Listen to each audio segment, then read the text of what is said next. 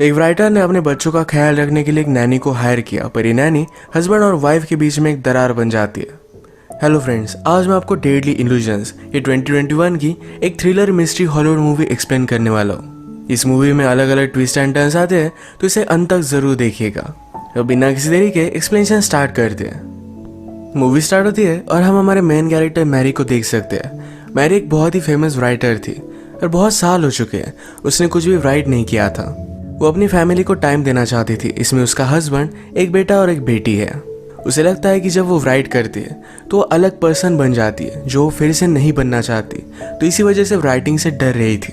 पर एक दिन उसके पब्लिशिंग हाउस से कुछ लोग उसे मिलने के लिए आए। कुछ अलग बहाना बनाकर उन्होंने मीटिंग फीस की थी, पर मीटिंग में उसे कहते हैं तुम्हें हमारे लिए और एक बुक लिखनी है। उन्होंने उसे इसकी ऑफर दी, पर मैरी इस ऑफर को देखती भी नहीं। वो इन पर गुस्सा होगी और वहां से चली जाती है। जाते जाते पब्लिशिंग कंपनी के लिए काम करने वाली लेडी उसे कह कर गई, ये जो सारी चीजें हैं ये हमारी वजह से तुम्हें मिली है, तुम शायद तुम्हारे स्ट्रगल्स भूल रही हो। मैरी उस पर भी गुस्सा हो गई, पर इस बात को इग्नोर कर देती है। रात में मैरी का हस्बैंड टॉम घर पर आया। उस ऑफर को देखता है। ये $2 मिलियन की थी। इतने सारे पैसे मैरी ने पूरी बुक्स लिखकर भी नहीं कमाए थे। इस बात से वो बहुत ही ज्यादा सरप्राइज्ड हो गया। वो मैरी से कहता है कि तुम्हें इसे सीरियसली कंसीडर करना चाहिए। वो मैरी को कुछ डायरेक्टली बता नहीं पा रहा था, पर रात में उससे वो बात करता है। कहता है हमने जो पैसे सेव करके रखे थे उसमें से हाफ उसने वेस्ट कर दिए। ये पैसे उनके रिटायरमेंट के लिए थे। मैरी इस बात से डिस्टर्ब हो जाती है, पर अब उसे बुक लिखनी ही पड़ेगी क्योंकि उसके पास दूसरा कोई ऑप्शन नहीं है। अगले दिन मैरी अपने फ्रेंड इलीन के साथ स्पा में गई हुई थी। उसे सारी प्रॉब्लम बता रही थी। मैरी अपने बच्चों के लिए वरी करती है कि अगर वो बुक लिखेगी तो अलग पर्सन बन जाती है, अपने बच्चों का अच्छे से ख्याल नहीं रख पाएगी। इलेन ने कहा कि उनका ख्याल रखने के लिए तुम एक लड़की हायर कर सकती हो। मैरी को बात पहले सही नहीं लगती, पर फिर भी उसे ट्राई करती है। अलग अलग लड़कियों का उसने इंटरव्यू लिया। फिर लास्ट में ग्रेस आई। मैरी कॉफी बनाने के लिए गई, तभी ग्रेस कुछ पढ़ रही थी। मैरी को बात बहुत अच्छी लगती है। उसे लगता है कि अगर उसके बच्चे ग्रेस को बुक्स पढ़ता हुआ देखे तो वो भी बुक्स पढ़ सकते हैं। इन्होंने फिर बुक्स को लेकर डिस्कशन किया और मैरी को ग्रेस बहुत अच्छी लगी थी। थोड़ी देर में यहाँ बच्चे भी आ गए। ग्रेस उनके साथ बहुत ही अच्छे से बात करती है। ग्रेस ने घर में मैरी की बुक देखी और ये देखकर वो बहुत ही एक्साइटेड हो गई कि वो एक्चुअल राइटर के घर में है। ग्रेस का सारा बिहेवियर देखकर मैरी उसे हायर कर लेती है। एक दिन बच्चे स्विमिंग पूल में खेलने की जिद कर रहे थे, पर ग्रेस ने अपने कपड़े लाए नहीं थे। मैरी ने फिर अपनी यंग एज का स्विम सूट उसे दे दिया। मैरी की फ्रेंड इलेन भी यहाँ आई हुई थी। उसे कहती है तुम जरा इसे सावधान रहना, तुम्हारा हस्बैंड और इसके बीच में कुछ भी हो सकता है। मैरी ग्रेस को बहुत ही सीधी सादी समझती है। वो कभी भी इमेजिन नहीं करती कि ऐसा कुछ भी हो सकता है। रात में ग्रेस बच्चों को संभाल रही थी, तभी टॉम और मैरी ये दोनों इंटीमेट हो जाते हैं। बच्चों को संभालते संभालते इन दोनों को इतना टाइम मिलता नहीं था। ये दोनों ग्रेस पर खुश थे। नेक्स्ट डे फिर मैरी ने अपना बुक लिखना स्टार्ट कर दिया था। एक दिन मैरी के पैर पर चोट आ गई। ग्रेस उसे हेल्प कर रही थी तो उसके इनरवेयर को उसने नोटिस किया। मैरी कहती है चलो हम तुम्हारे लिए शॉपिंग के लिए चलते हैं। वो उसके साथ चेंजिंग रूम में थी। ग्रेस की बॉडी देखकर मैरी को लगता है कि जब वो यंग थी उसकी बॉडी भी इसी तरीके से थी। अब वो अपनी यंग बॉडी को मिस करती है।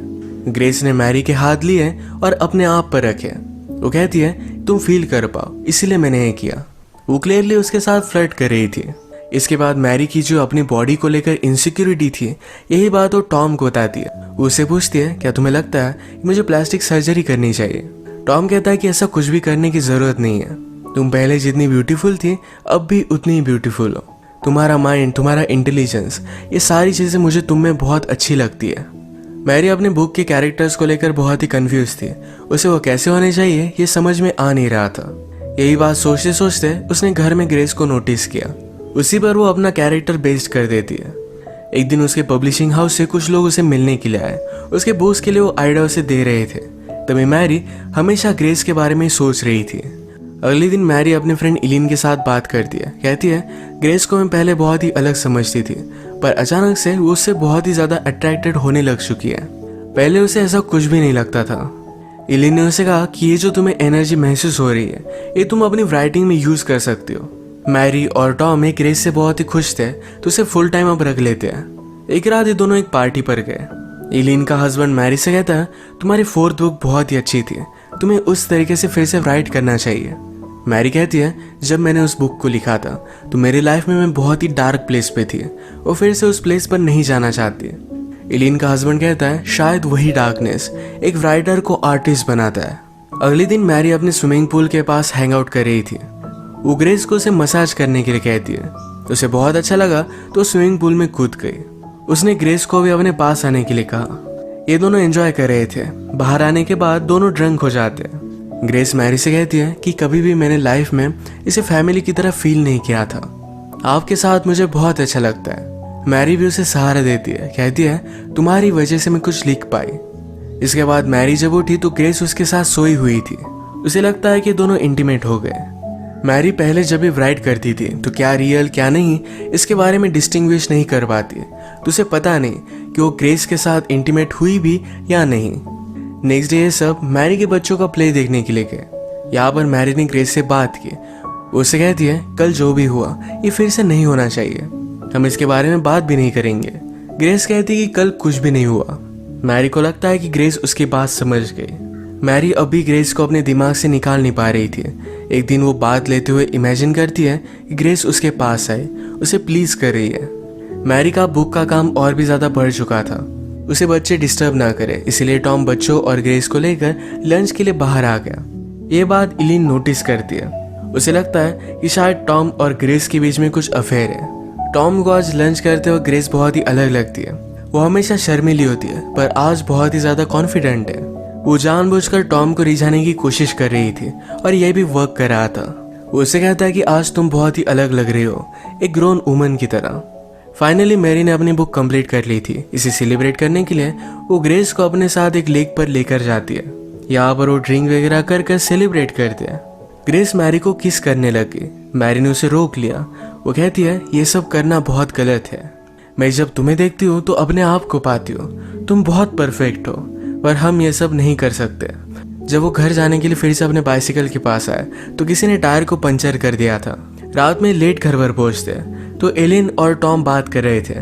मैरी ने उससे पूछा कि तुम यहाँ क्यों हो। एलिन कहती है कि मुझे लगता है कि टॉम और ग्रेस के बीच में अफेयर चल रहा है, इसी के बारे में बात करने के लिए मैं आई हुई थी। मैरी ने पहले भी एलिन और टॉम को एक साथ देखा था, तो इस वजह से वो एलिन पर ही शक करने लग जाती है। एलिन भी इस बात पर गुस्सा होगी। उससे कहती है तुम मेरी बेस्ट फ्रेंड हो, तुम्हारे साथ मैं ऐसा कभी भी नहीं कर सकती। इसके बाद वो यहाँ से चली गई। डिनर का प्रिपरेशन करते वक्त ग्रेस और मैरी एक साथ थे, तो इसमें ग्रेस मैरी को प्लीज करने लगती है। टॉम यहाँ पहुंचा पर वो कुछ भी देख नहीं पाता। मैरी को जरा नींद आ रही थी तो जल्दी सो जाती है। बीच रात में उसे अचानक से कुछ आवाज आ रहे थे। वो देखने के लिए गई तो ग्रेस और टॉम इंटीमेट हो रहे थे। ग्रेस से नोटिस करती है पर टॉम को कहती है उसने स्लीपिंग पिल्स ली हुई है, वो जब उठेगी तो उसे कुछ भी याद नहीं रहेगा। उठने पर मैरी को सब कुछ याद था। वो देखती है कि ग्रेस उसकी फैमिली के साथ डिनर कर रही थी। इस बात पर वो बहुत ज्यादा गुस्सा हो गई। उसने ग्रेस को बाहर निकाल दिया। रात में वो टॉम से फाइट करती, कहती है मैंने इस फैमिली के लिए सब कुछ सैक्रिफाइस कर दिया, मेरे करियर को भी छोड़ दिया, और मुझे इसके बदले में क्या मिला? तुम मुझ पर चीट कर रहे हो। टॉम कहता है कि ऐसा कुछ भी नहीं हुआ था, ये सिर्फ तुम्हारा एक सपना था। अगले दिन मैरी ने ग्रेस को जिस एजेंसी से अपॉइंट किया था वहां पर कॉल लगाया। वहां से उसे पता चलता है कि उनके एजेंसी में ग्रेस नाम की कोई भी लड़की काम नहीं करती। मैरी बहुत ही ज्यादा सस्पिशियस हो गई। अब ग्रेस के बारे में और भी इंफॉर्मेशन निकालने के लिए निकल पड़ती है। ग्रेस जो बुक पढ़ रही थी उसी बुक की इंक्वायरी उसने लाइब्रेरी में की। इस बुक को किसी और ने पढ़ने के लिए नहीं लिया था, पर मैरी को अब ग्रेस का रियल नेम पता चल गया। अब वो कंफर्म हो चुकी थी कि ग्रेस में कुछ ना कुछ तो गलत है। इसी के बारे में बात करने के लिए वो इलिन के पास गई, पर डायरेक्टली इलिन का मर्डर हुआ हम देख सकते हैं। मैरी ने पुलिस को कॉल किया, पर पुलिस का प्राइम सस्पेक्ट मैरी ही बन जाती है, क्योंकि जिस नाइफ से इलिन का मर्डर किया था उस नाइफ पर मैरी के फिंगरप्रिंट्स थे। सीसीटीवी कैमरे में मैरी की तरह ड्रेसअप की हुई एक लड़की वहां पर गई हुई थी। मैरी कहती कि इस कैमरे में कोई भी हो सकता है। उसे बचाने के लिए टॉम वहां पर लॉयर के साथ पहुंच गया। मैरी को अब लग रहा था कि ये सारी चीजें ग्रेस ने की, क्योंकि कल रात ही इलिन ने उस पर शक किया था। मैरी के पास ग्रेस का रियल एड्रेस था। डायरेक्टली उसके घर पर पहुंच गई। घर पर वो ग्रेस के फॉस्टर मॉम से मिलती है। उसने उससे कहा कि वो जब छोटी थी तब उसके पेरेंट्स ने उसे बहुत अब्यूज किया था, इसके लिए वो जेल में भी गए थे। मैरी यहाँ पर नोटिस करती है कि लेडी अलग अलग आवाज में बात कर रही थी, यानी कि उसे स्प्लिट पर्सनैलिटी डिसऑर्डर था। ये देखकर मैरी जल्दी से वहां से निकल जाती है। उसने घर पर टॉम को कॉल लगाया कि ग्रेस को घर में आने मत दो, वो बहुत ही डेंजरस है। पर ग्रेस ऑलरेडी घर में थी। टॉम जब शावर में था तो मैरी की तरह कपड़े पहनकर ग्रेस उसके पास आती है। इसका मतलब है एलिन का मर्डर उसने ही किया था। अब वो टॉम के साथ इंटीमेट होना चाहती थी, पर टॉम उसे कहता है कि मैं अब कोई भी गेम्स नहीं खेलना चाहता। उसका उसके साथ होना एक गलती थी। ग्रेस ने उसे सीड्यूस किया था। ये बात सुनकर ग्रेस बहुत ज्यादा गुस्सा हो गई। वो टॉम पर चाकू से बहुत सारे वार कर देती है। वो उसे मार ही देती है, तब तक मैरी वहां पर पहुंच गई। ग्रेस जल्दी से कपड़े बदल कर मैरी के सामने आई। मैरी ने टॉम के बारे में पूछा तो कहती है कि टॉम शावर ले रहा है, तुम वहां पर मत जाओ। मैरी को सस्पिशियस लगा और वो वहां पर पहुंची तो टॉम ब्लीड कर रहा था। ग्रेस फिर से अपने हाथ में चाकू ले लेती है, पर वो अपने आप को कंट्रोल कर रही थी। वो भी अलग अलग दो आवाज में बात करती है। ग्रेस की भी दो पर्सनैलिटीज थी। अपने आप को प्रोटेक्ट करने के लिए एक डेंजरस सी पर्सनैलिटी उसने डेवलप की थी। उसकी एक पर्सनैलिटी उसे बोल रही थी कि इन दोनों को मार डाले, पर एक्चुअल ग्रेस उसे रोक रही थी। ग्रेस अपने आप को फिर से उस स्वीट लड़की में कन्वर्ट करना चाहती थी, पर उसकी दूसरी पर्सनैलिटी उसे करने नहीं देती। उसने मैरी पर हमला कर दिया। ग्रेस की सेकंड पर्सनैलिटी बोली कि तू मैरी से प्यार करने लग गई, इसलिए मुझे मारना चाहती थी। ये इविल पर्सनैलिटी पूरी तरीके से कंट्रोल ले लेती है।